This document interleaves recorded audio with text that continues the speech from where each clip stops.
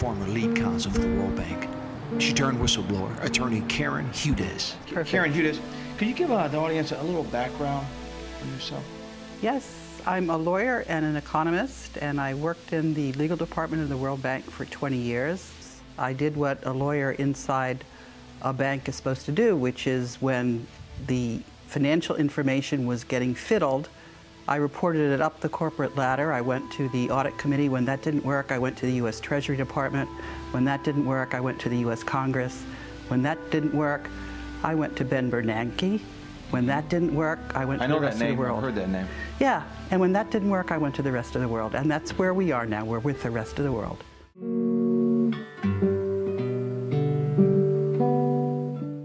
That there is a special trust that contains just about all of the world's gold.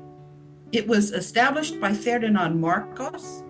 This gold, people want to know what the gold is. You're referring to the president of the Philippines, of the former president of the Philippines who died in '89, correct? That's correct. That's who, except, it's not clear about the exact date of his death because he had a cousin who, he was removed. He was removed by the CIA. It was not by a popular uprising. You know how the CIA stages these things. And he was sent off to Hawaii. But he had expected that this was going to happen, and he had gotten his cousin to stand in for him. So it was his cousin that was in Hawaii, captive. Yeah. But anyway, what Ferdinand Marcos did was he took the world's gold. I was explaining what is the world's gold. It's gold from King Solomon. It's gold that the conquistadors in Spain gathered up from the Aztec and Inca civilizations. It is gold that was gathered by General Yamashita between World War I and World War II. And what the banks did when they gathered up the gold, they issued certificates to the wealthy people who had the gold. And those certificates had interest that was payable in gold.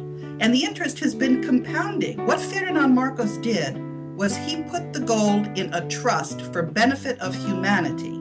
And he said that the trust would be for 50 years. The reason he did this, he was a lawyer, and he knew that if somebody claims that they own something and they are not able to prove their claim for 50 years, that claim is extinguished. That's a legal concept called statute of limitations.